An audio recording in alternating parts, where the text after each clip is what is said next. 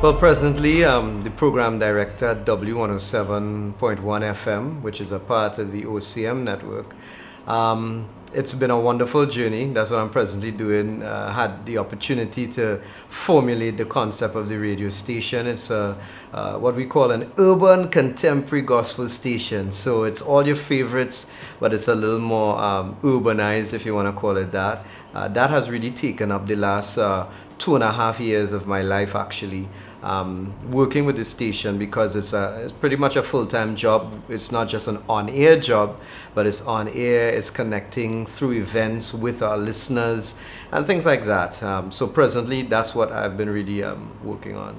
Of course, the journey for me in the public side would have started back in the days of, I think, Body Beat. Body Beat would have been my first public appearance on television, way back with Gaia, with Georgia Popperwell and Curtis and them. So those people and me, I would have known them from that era. Party Time, of course, everybody would have known me at that era with Nescafe Party Time as a lip sync and dancer. That group went on to become the first Christian hip-hop dance group called the Joshua Generation. Back in the Party Time days, we would have performed and opened for people like Kid and Play. I know many names people probably would know now, but Queen Latifah, she's still around. Kid and Play, Naughty by Nature. That would have been my dancing days, opening at concerts and so. And then, moved on to gospel dance group Joshua Generation. That was really groundbreaking 20 years ago. At that time, formed that group. And that did very well, and we were pioneers, I guess, in that area. And then I kind of left the dancing world and got into media. And I started in radio with Margaret Elcock, did that for some years, went to the Cayman Islands, came back to Trinidad, worked with Love 94 FM, worked with 98.9 Radio, introduced the first kind of urban gospel show to 98.9 before I left to go Cayman. Coming back from Cayman, Love 94, 98.1, I-95, and that kind of brought me to to the W107 now. Television-wise, I got the opportunity to work with Tempo. It was MTV Tempo at that time. First, Christian show on the channel called Rise and Shine. And I was the VJ. I started to produce that show, direct that show, fly around the Caribbean, hosting events and so. So in a nutshell, I think that kind of covers my last 15 years or so, outside of promoting events, doing concerts, emceeing shows. Yeah. Well, after working in radio for such a long time as just a presenter, in so many different places, I think I somehow became, a specialist with this format. Really, gospel formats were seen as being very traditional and not really mainstream, but I always felt as if my calling was to bring that message, which is a positive message, a message of hope, an inspirational message, something about love, about what God has done for us, in a way that people can receive it without feeling that they're being preached to. So via the music, via reggae, via hip-hop, via pop music, I think I was playing with the idea of a format through the years. With every station that I went to, be it in Trinidad or in the Cayman Islands, it was like a tester of trying and sampling this specific format. So when W107 was presented, when the station was presented to me, they came to me. I must give thanks to Louis Lee Singh, Tony Lee and them. They approached me to come up with the concept for the station. And given the present market in Trinidad, I knew that it already had a 24-hour station, that we would have had to come, on target, hopefully relevant, something that we would reach the widest demographic. And we came up with W1071 FM, The Word. So presenting music and ministry via this format. And it's been I've totally enjoyed the journey.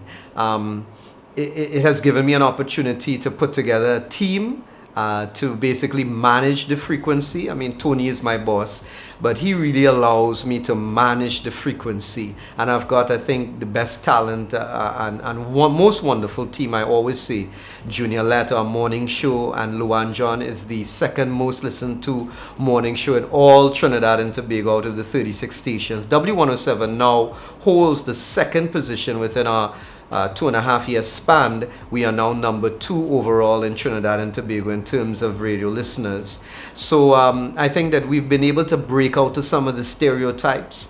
For Carnival, we blazed a new trail. We have something called the Camp Caravan, which is actually we put a music truck. We have a music truck that's blinged out with LED lights, and we take all the top gospel artists like Positive, Show Gardner came in for that, Sean Daniel, and many others, and we actually go to camps around Trinidad and Tobago. So while Carnival is taking place, the W107 Caravan actually goes to almost 30 camps all over Trinidad.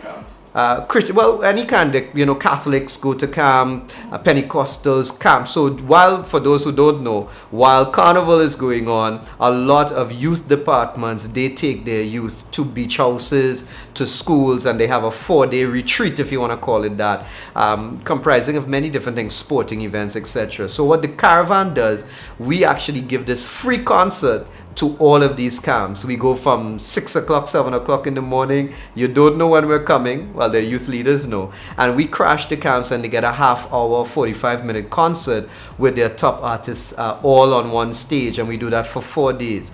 That type of project is so fun to do via the radio station.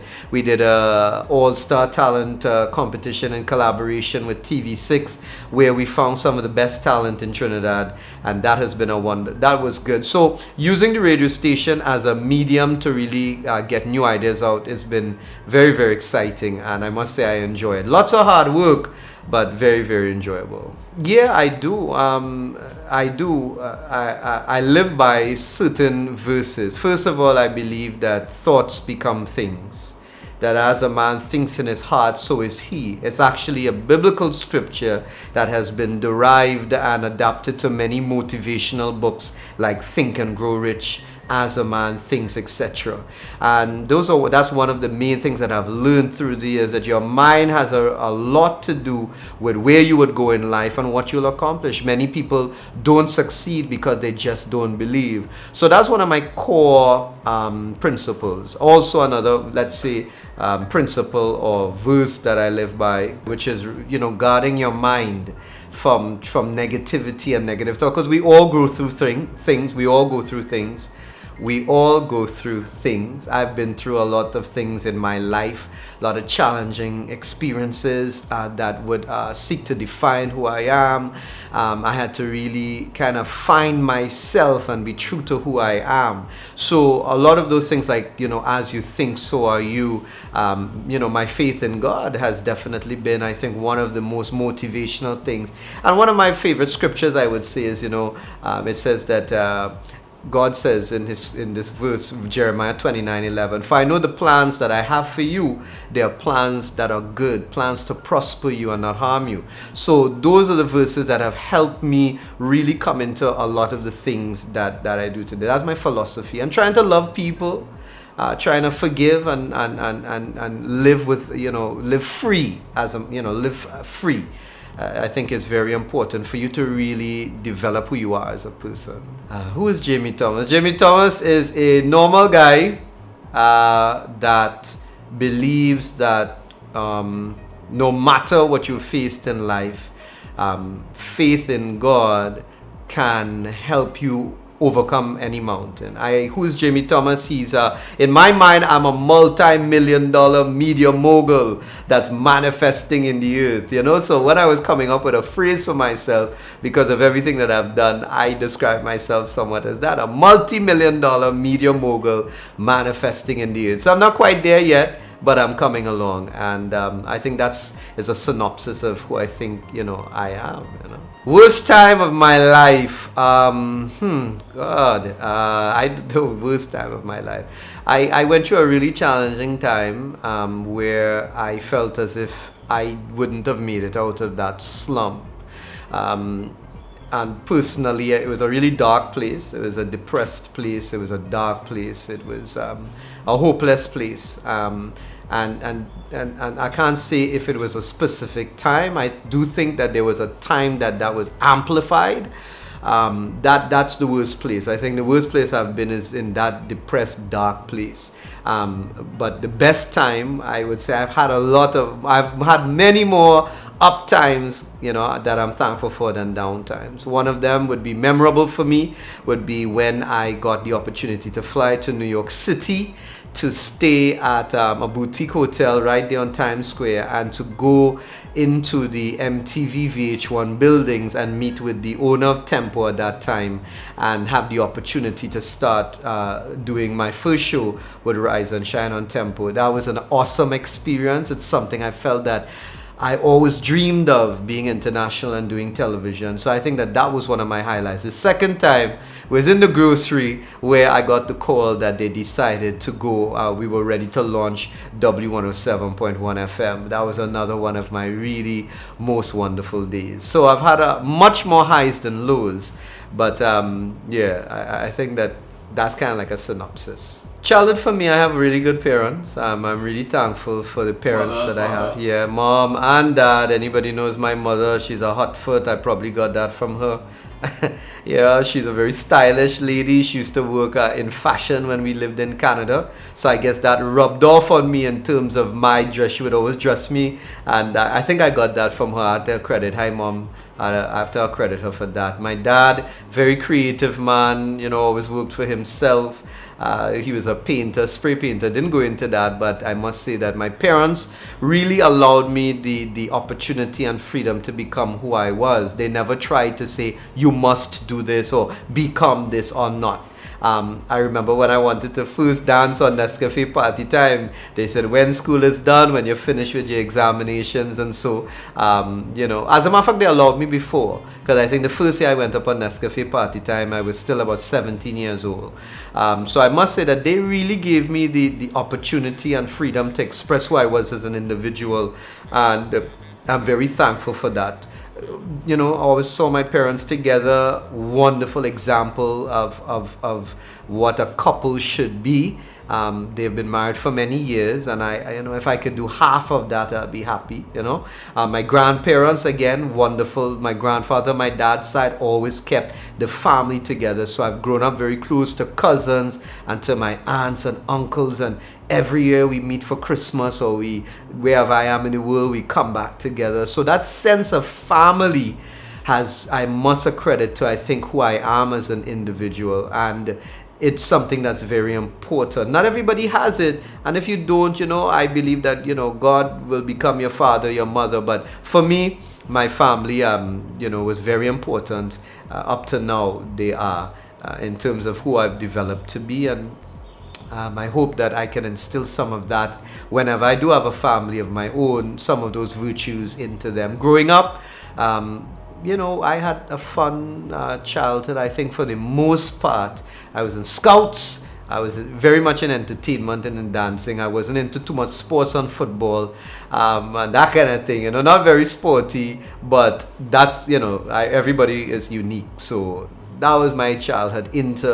Basically, my hobbies as a child has become somewhat of my career as an adult, and I'm thankful for that.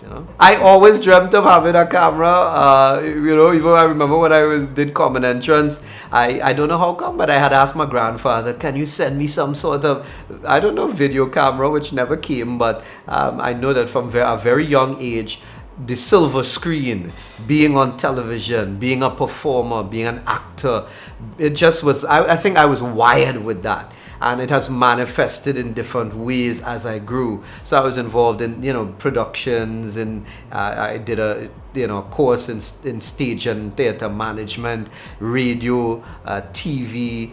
It's all been a part of me.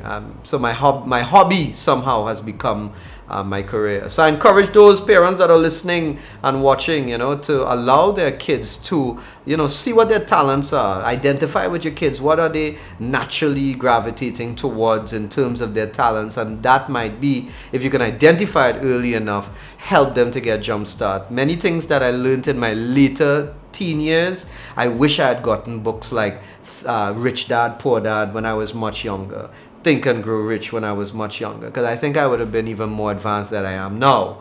But thankful for where I am. Yeah, and that's a real valid point. I totally believe in that. I think that our school systems are set up not in the correct way. I think that yes, the basic fundamentals, English, maths, these things are important, and so forth. But the school, if we would teach our children in a different way, they would be able to accomplish so much more. They don't even teach you how to handle money in school. Yes, you do accounts, and yes, you do POB, but do they really teach you the value of money, how to invest money, the power of money? They don't. So yeah, you know how to maybe calculate, but you really don't learn principles in that.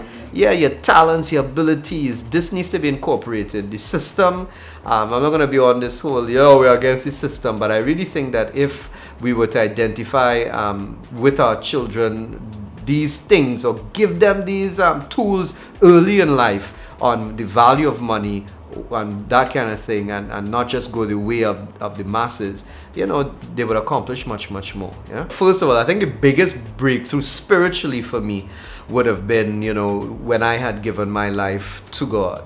That I think helped me, because as a younger person, I know I probably could have gone in 1,000 different directions, and I would not say that life has been totally a bed of roses either. So I'm not saying that if you become a faith-based person, everything just becomes fantastic. No, but I must say that has grounded me to believe that the things that would have been obstacles to me, that I'm able to overcome them, because really I didn't come from a wealthy home. My parents are not rich as we consider rich in any way, but they have given me values or allowed me to come into stuff that has helped me to become to who I am. The biggest breakthrough would first be a spiritual one. I think that has helped me in terms of my life. I can't talk for anybody else, but it's helped me to be who I am and to continue to face challenges as we do in life and overcome them because of my faith. That's the biggest breakthrough. The other biggest breakthrough is, as I mentioned before, having the opportunity to work with Tempo, I must say. During that period, having the opportunity to travel to all these Caribbean islands.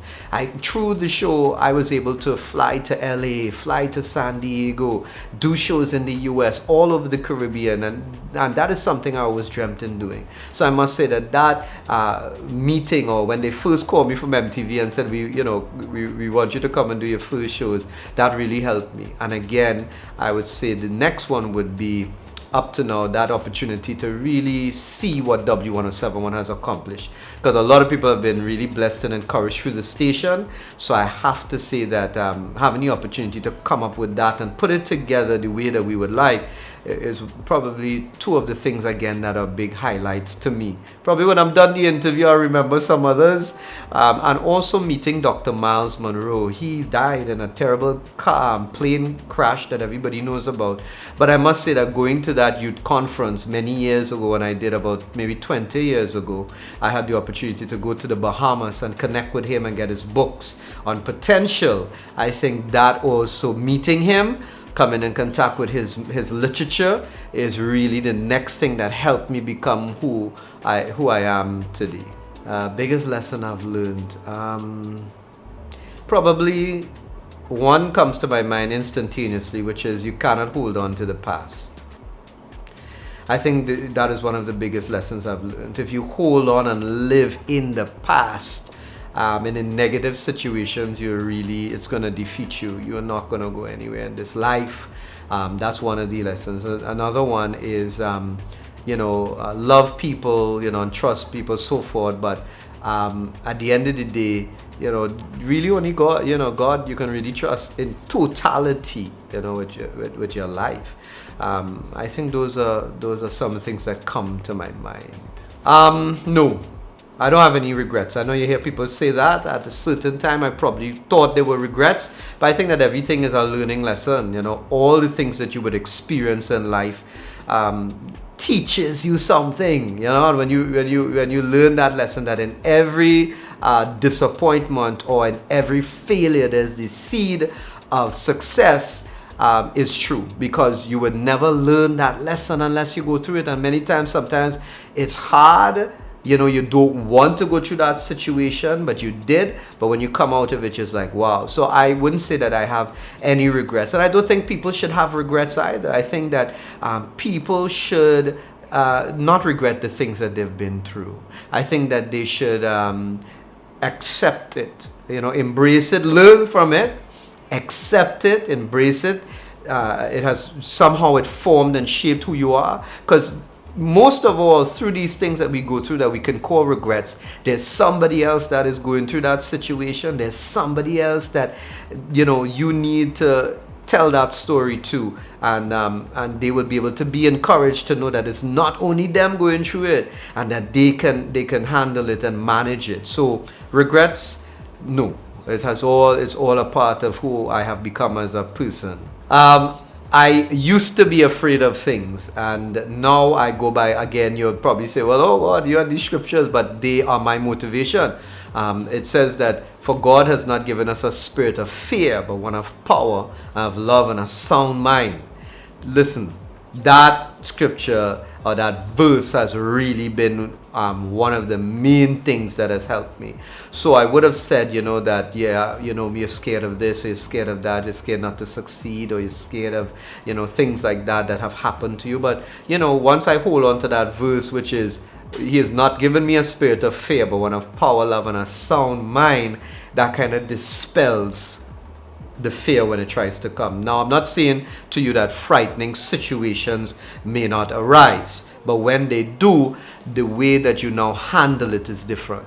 Where you would probably absorb it and let it take hold of you or consume you, now you it's almost like you stand back and look, it's almost like a force field, because I'm calming the mind with that verse. So no, I would like to come to a place of absolute financial freedom. I mean, at least I do. I know there are people like that, but I would like to come to that place where finance is not an issue at all. And I've never made money an issue. I always believe that it will come, and it has been provided for me. But I would really like to believe that in this life, I would come to a place of being able to be there to, help my family, to my parents who would have done so much for me. And many times we take our parents for granted. But I would like to also, while they're in their, their days of their life, that they still can do a lot, give them more, provide for them more, or, that they don't have to worry, and have a family at some point in time, and enjoy probably that, because I can't say that, I've done that as yet. So come to that place, and probably help others. I would like to have millions of dollars, properties around the world, fly around the world, some more, businesses, I guess that's where, everybody would like to be. But, I would like to see that. And again, as I said, come to a place of absolute financial freedom. And at the end of my days, be thankful for the life that I've lived.